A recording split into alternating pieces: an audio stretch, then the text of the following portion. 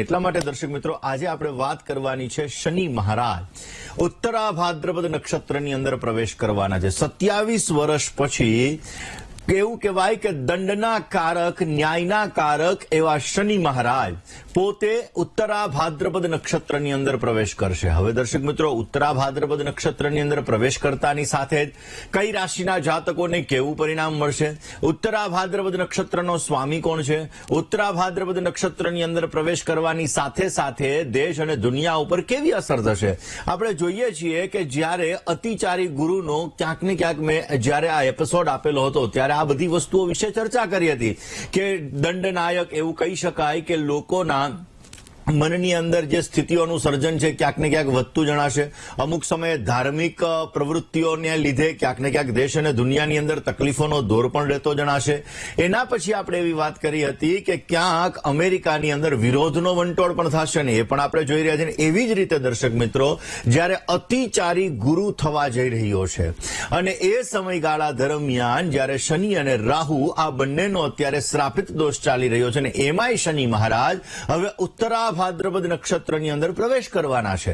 તો આ ઉત્તરા ભાદ્રપદ નક્ષત્રની અંદર પ્રવેશ કરતાની સાથે તમારી રાશિ ઉપર શું અસર થશે, દેશ અને દુનિયા ઉપર શું અસર થશે, કયા પ્રકારની સાવધાની રાખવી જોઈએ અને કયા ઉપાયો આપણે કરવા જોઈએ, દર્શક મિત્રો આ વિષય ઉપર આપણે ચર્ચા કરવાની છે। મિત્રો શનિ મહારાજના 3 નક્ષત્ર છે। 3 નક્ષત્રના સ્વામી એ શનિ મહારાજ બનતા હોય છે। પહેલામાં વહેલું આવે છે, ખાસ કરીને જોવા જઈએ તો શનિ મહારાજનું પહેલું નક્ષત્ર છે પુષ્ય। પુષ્ય નક્ષત્ર એ શનિ મહારાજનું પહેલું નક્ષત્ર છે, જ્યારે બીજું નક્ષત્ર છે અનુરાધા અને ત્રીજું નક્ષત્ર આવે છે ઉત્તરા ભાદ્રપદ। પુષ્ય નક્ષત્ર પોતાના અંદરની અંદર બદલાવ લાવવા માટે આ પુષ્ય નક્ષત્ર બહુ જ મહત્વનો ફાળો ભજવતું હોય છે અને એટલા માટે દર્શક મિત્રો જ્યારે પુષ્ય નક્ષત્ર ચાલતું હોય અને ત્યારે શનિ મહારાજ પોતે રાશિ પરિવર્તન એટલે કે નક્ષત્ર પરિવર્તન કરતા હોય। શનિ જ્યારે પુષ્ય નક્ષત્રની અંદર પ્રવેશ કરે ત્યારે વ્યક્તિ પોતાના જીવનની અંદર બદલાવ લાવવા માટેના પ્રયત્ન કરે। એવું કહે કે લાઈફ છે ને એની અંદર ચેન્જીસ આવવા જોઈએ અને આ ચેન્જીસ પુષ્ય નક્ષત્રની અંદર આવે, કારણ કે કોઈ વસ્તુ સ્થિર નથી, દરેક વસ્તુ એ ક્યાંક ને ક્યાંક મૂવેબલ છે ને એટલા માટે જ ભગવાન કૃષ્ણએ ગીતાજીની અંદર આ જ વસ્તુ કીધેલી છે કે હંમેશાને માટે સમય ચાલતો રહે છે અને આપણે સમયની સાથે આપણા જીવનમાં બદલાવ લાવવા જરૂરી છે ને એટલા માટે દર્શક મિત્રો પુષ્ય નક્ષત્ર એ બદલાવ આપણી અંદર રહેલા બદલાવ આપણી અંદર રહેલો ચેન્જીસ એ શનિ મહારાજ પુષ્ય નક્ષત્રની અંદર આવે ત્યારે ક્યાંક ને ક્યાંક આપણા જીવનની અંદર થતો હોય છે। દર્શક મિત્રો એવું કહેવાય છે કે ઉત્તરા ભાદ્રપદ નક્ષત્ર એ આપણા જીવનની અંદર કાર્ય સિદ્ધિને પ્રાપ્ત કરનારું નક્ષત્ર છે। ઉત્તરા ભાદ્રપદ નક્ષત્રની મોટામાં મોટી વાત એ છે ઉત્તરા ભાદ્રપદ નક્ષત્ર કે જીવનની અંદર ક્યાંક ને ક્યાંક પાણીથી જોડાયેલું આ નક્ષત્ર છે।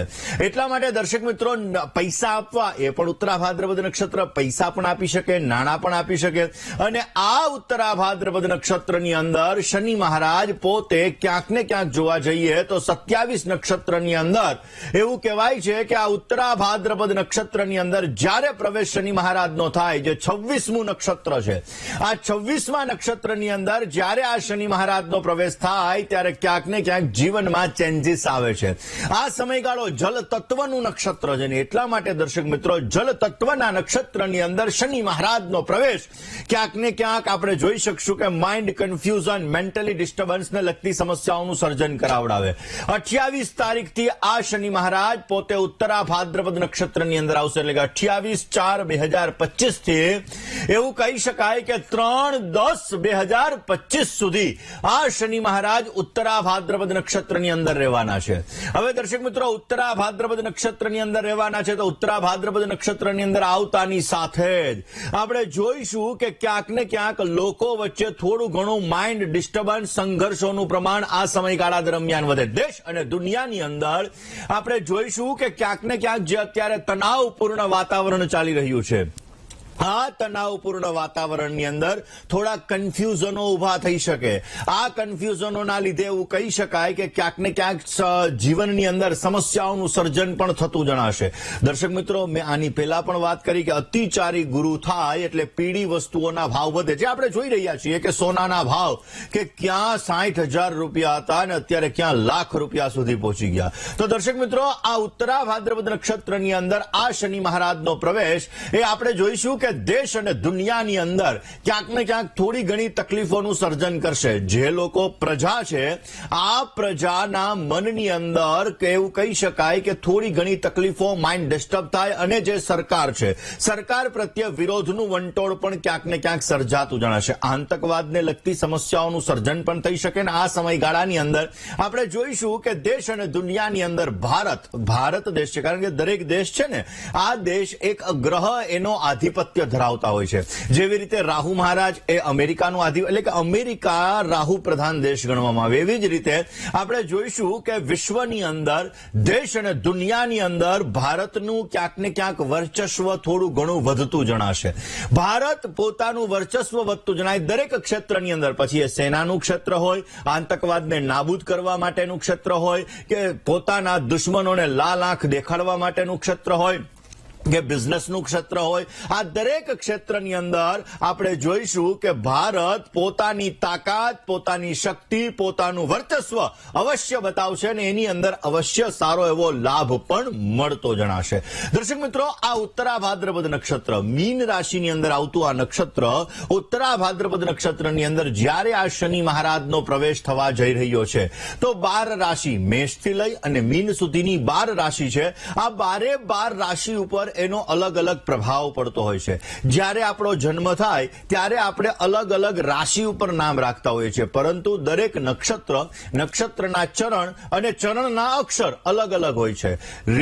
એ અક્ષર ઉપર આપણે નામ રાખવાનું હોય, પરંતુ અત્યારે આપણે રાશિ ઉપર નામ રાખતા હોઈએ છીએ. તો સ્વાભાવિક રીતે આપણા જીવનની અંદર બહેતરીન રિઝલ્ટ પ્રાપ્ત કરવા માટે એવું કહી શકાય કે કર્મના કારક એવા શનિદેવ, આ શનિદેવ પોતે ઉત્તરા ભાદ્રપદ નક્ષત્રની અંદર જ્યારે પ્રવેશ કરવા જઈ રહ્યા છે, ત્યારે આ ઉત્તરા ભાદ્રપદ નક્ષત્રની અંદર ધર્મના, કર્મના ફલદાતા એવા શનિ મહારાજ, આધ્યાત્મ તરફની રુચિ વધતી જણાય. ક્યાંક ને ક્યાંક ધર્મ ઉન્માદ, કે એવું કહી શકાય કે અલગ અલગ જગ્યાએ ધર્મને લઈને અલગ અલગ જગ્યાએ ક્યાંક ને ક્યાંક થોડી ઘણી સમસ્યાઓ, થોડું ઘણું વાતાવરણ તંગદિલ બને એવા પણ સંપૂર્ણ ચાન્સીસ બની શકે એમ છે. દર્શક મિત્રો, જ્યોતિષ ગણનાની અંદર એવું કહેવાય છે કે આ નક્ષત્રની અંદર, ઉત્તરા ભાદ્રપદ નક્ષત્રની અંદર આ શનિ મહારાજનો પ્રવેશ ક્યાંક ને ક્યાંક જીવનની અંદર ઘણું બધું પરિણામ લઈને આવશે. અલગ અલગ રાશિના જાતકો માટે અલગ અલગ પરિણામની પ્રાપ્તિ કરાવે. ઘણી રાશિના જાતકો છે માલામાલ થશે, ઘણી બધી રાશિના જાતકોને સમસ્યાઓનું સર્જન થઈ શકે એમ છે. તમારી રાશિ ઉપર એની શું અસર થશે, કઈ રાશિના જાતકોને ફાયદો અને નુકસાન થવાનું છે, તો એના માટે કયા ઉપાયો કરવા જોઈએ. કારણ કે જલ તત્વની રાશિની અંદર આ શનિ મહારાજ છે, અને આ શનિ મહારાજ જલ તત્વની રાશિની અંદર આવશે. કારણ કે લિક્વિડ, આપણે નથી કહેતા પૈસા તો ચંચલ છે, રૂપિયા તો ચંચલ છે, અને એ ચંચલિતતા એ એવું કહી શકાય કે જલ તત્વ ગણાય. એટલા માટે દર્શક મિત્રો, આપણા જીવનની અંદર પૈસાની સુખાકારી સારી પ્રાપ્ત થાય, આપણા રોટેશનો ફરતા થાય, આપણું માઇન્ડ પણ ચંચલિત છે, માઇન્ડની સ્ટેબિલિટી જળવાઈ રહેતી જણાય, પરિવારની અંદર પ્રેમ જળવાઈ રહેતો જણાય, આપણા જીવનની અંદર આપણે સમૃદ્ધિ તરફ આગળ વધતા જણાઈએ.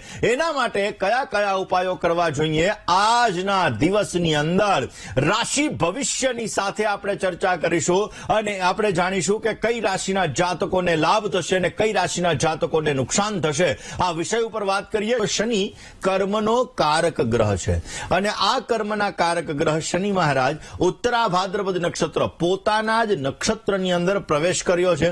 હવે ઉત્તરા ભાદ્રપદ નક્ષત્ર જલ તત્વનું પ્રતિનિધિત્વ કરે છે, અને એટલા માટે દર્શક મિત્રો, આ સમયગાળાની અંદર આપણે જોઈશું કે ક્યાંક ને ક્યાંક માઇન્ડના કન્ફ્યુઝનો વધતા જણાશે.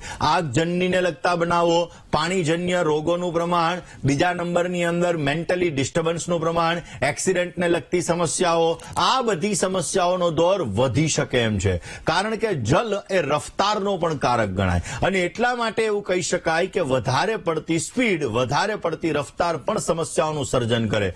દુનિયાની અંદર, દેશની અંદર ક્યાંક ક્યાંક ઘર્ષણની સ્થિતિ સર્જન થાય એવા પણ યોગો, થોડીક મોંઘવારી વધશે, માટે ધ્યાન રાખવું બહુ જ જરૂરી છે.